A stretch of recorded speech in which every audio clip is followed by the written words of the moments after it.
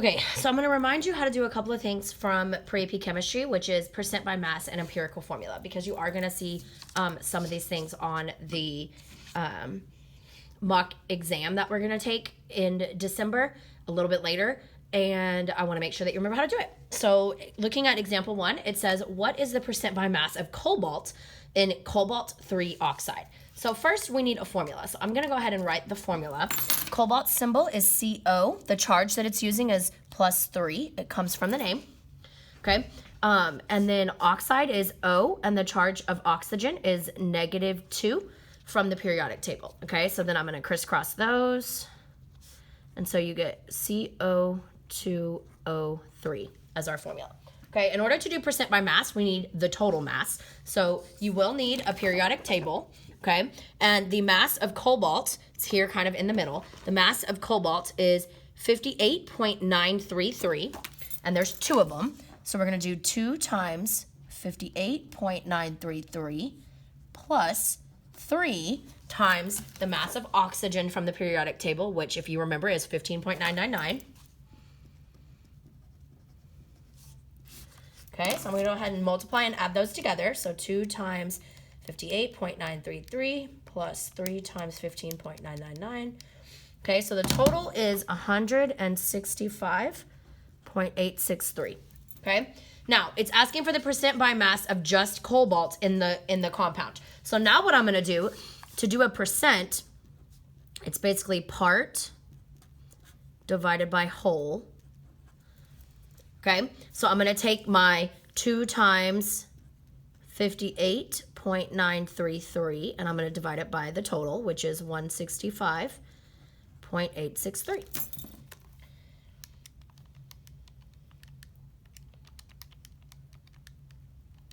And then at the end, you're going to have to do times 100 to get it into a percent, because you're going to get a decimal number, obviously. So keeping... I guess 3 sig figs, because we weren't given any numbers, is fine. We'll do 71.1%. This is going to be your percent of cobalt. Okay? So most of this compound is made up of cobalt, and that makes sense because each cobalt weighs 58.933 grams, and there's 2 of them. So that makes sense that it's going to be most of the mass. Okay? Let's look at another one. It's going to be the same kind of thing. What is the percent by mass of phosphorus in iron 3 phosphate? So we're going to need a symbol first, a formula. So we have iron, which is Fe, or iron 2 phosphate, sorry. The charge it's using is +2. Scoot this over a little bit. All right, the charge comes from right there. Phosphate is PO4, and the charge of that is -3. That's on your polyatomic ion chart. All right, then we crisscross. So it's going to be Fe3 parentheses PO4 2. Okay, so some reminders. We're going to make a list of the things that we have. There are 3 irons. These are all the things that we have in this compound. There are 2 phosphoruses. Remember, it multiplies. And there are 8 oxygens. So then you'll use the periodic table to look up their masses. So we already looked up oxygen earlier. Oxygen is 15.999. So I'm going to go ahead and fill that in. All right. Phosphorus, it's going to be on that same side. Phosphorus is 30.974. And then iron, it's kind of in the middle, is 55.845. Okay. So I'm going to multiply all those and add. So 3 times 55.845. Plus 2 times 30.974 plus 8 times 15.999. So I got 357.475. Okay, so that's the molar mass of the whole compound. I'm asking for the percent by mass of just phosphorus. All right, so that's going to be this part right here. So 2 times 30.974 divided by the total. 357.475, and then times 100 is going to give me my percent of just phosphorus. All right, so 2 times 30.974 divided by 357.475. And then we'll do times 100 for percent. Again, just go ahead and keep 3 sig figs, so 17.3%. Okay, so that is actually not a lot of the compound that is phosphorus. Most of the mass is probably going to come from iron because iron weighs so much and there's 3 of them. Another big part is going to come from oxygen because there's 8 of them. Okay, but phosphorus is a really pretty small percentage of that compound. All right, so now let's look at our third example. I'm gonna show you how to do empirical formula again. So it says testosterone, and then it tells you it's C19H28O2, and estrogen, C18H24O2, or hormones involved in the growth, maintenance, and repair of reproductive tissues. A female athlete has been found to have the following elevated levels in her bloodstream. Determine whether it's elevated levels of testosterone or estrogen. So we're going to use these percentages, and I'm going to walk you through the steps again to determine the empirical formula, and then whatever we get at the end is going to help us know if we're dealing with testosterone or estrogen. Okay? So the first thing you're going to do is you're going to list out the things you have. We have carbon, and we're going to list them in order. And then we have hydrogen, and then we have oxygen. And you are going to be dividing by some things, so make sure you don't put these things real close together. All right? So you're literally going to take your percents here, and you're going to turn them into grams by literally writing them as grams. You're going to assume 100 grams for 100%. So this is going to be 79.10 grams. H is going to be 9.800 grams, and oxygen is going to be 11.10 grams. I literally took the percent and wrote them as grams. I didn't change anything about the number. All right, so now I'm going to divide each of these by their molar mass from the periodic table. All right, so carbon's mass is 12.011. And that's grams per mole. And so that's going to leave us with moles. Hydrogen's, it's all the way over here on this side, it's 1.008. And then oxygen's, we kind of already looked at, is 15.999.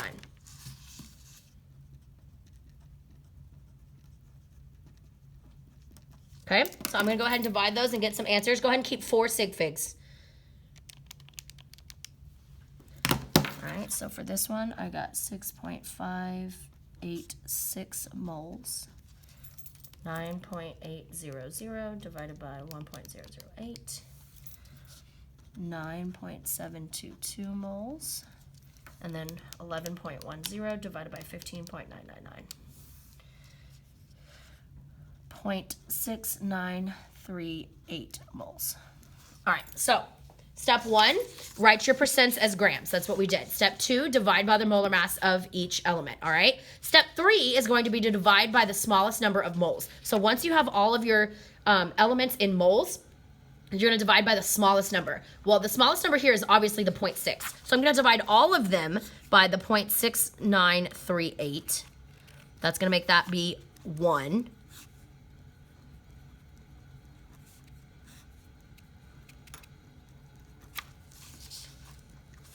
Keep 4 sig figs again. 6.586 divided by 0.6938. So 9.493, 9.722 divided by 0.6938, 14.01. Okay, so now these numbers typically are going to get turned into your subscripts. So it would be like C9H1401, except those aren't my choices, which means that these aren't close enough for me to round. This 0.49 is not close enough for me to round. So I'm going to have to multiply by something that's going to get me closer. And 0.49 is really, really close to 0.5. So if I take a number and I do 0.5 times 2, that's going to get me to a whole number. Okay, so I'm going to actually multiply everything here by 2. This is step 4, multiply by a number. Sometimes that number is 1, if you can just round them. Okay, so 9.493 times 2 is 18.99. All right, and then 14.01 times 2 is 28.02. And then 1 times 2 obviously is 2.00. Okay, so now these are within rounding range. They have to be within 15%. Basically, so between 0.85 and 0.15 on either side of the number. So this number 18.99 is basically 19, 28.02 is 28, and 2 obviously rounds to 2. So then my formula becomes C19 H28O2. I'm literally just taking these numbers and writing them with the compounds or the elements that they were. So if you look to compare from our example, C19H28O2, that's testosterone. So that's what she has elevated levels of.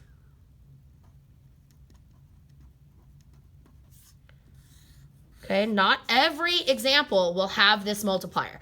Most of them will not, but I wanted to show you one that did. Oftentimes, the multiplier here for step 4 will just be a 1, and you'll be able to just round it. This will be like 9.9, and you'll just round it to 10. Okay, so it just depends. It needs to be close, though. 0.5 is not very close, so I want you to think about it that way. All right, let's look at this last one, our example 4. It says a compound is made of 46.60% carbon, 6.844% hydrogen, and 46.56% oxygen. And we're going to find the empirical formula. So I'm going to do the same thing. I'm going to have C, H, and O, just like I did before. Remember, we're going to be dividing. It's not very dark. I'm going to use a different color. We're going to be dividing by stuff, so don't put them super close together. All right. So I'm literally just going to take my percentages and write them with grams behind it. So I have 46.60 grams of carbon, 6.844 grams of hydrogen, and 46.56 grams of oxygen. So that was my first step. My second step says that I need to take each of these and divide by their individual molar mass, okay? So that's where you're going to use the periodic table again. Carbon's molar mass is 12.011. And the reason we do that is to get to moles, okay? Hydrogen, look it up again, is going to be 1.008 grams per mole. And oxygen, hopefully you remember, is 15.999 grams per mole. All right, so 46.60 divided by 12.011. Remember, we're keeping 4 digits. 3.880. The 797 rounds to 80, and this is moles. All right, 6.844 divided by 1.008. 6.790 moles. That's a 9. Okay, and then 46.56 divided by 15.999. 2.910 moles.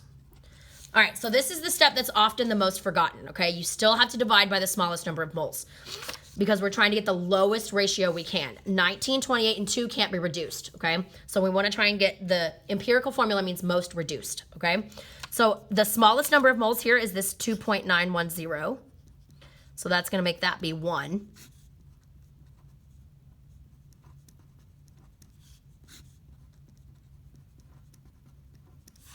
Okay, so I'm going to take each of those, 3.880 divided by 2.910. You get 1.333. 6.790 divided by 2.910. You get 2.333, and this one's 1.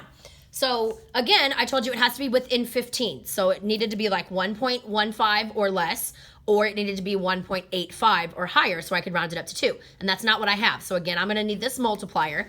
And 0.33 is a third. So the multiplier to make it be a whole number is going to be 3. So I'm going to multiply everything by 3.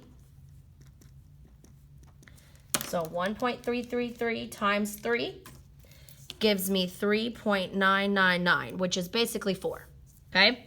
And then 2.333 times 3 gives me 6.999, which is basically 7, right? You see how close we have to get in order to round? And then 1 times 3 is 3. So my numbers are 4, 7, and 3. So my formula is C4H7O3.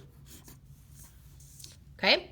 So that's how you do empirical formula. Like I said, not all of them will need that multiplier, but I wanted to show you examples where they did because I know that's kind of confusing. If you have any questions, let me know.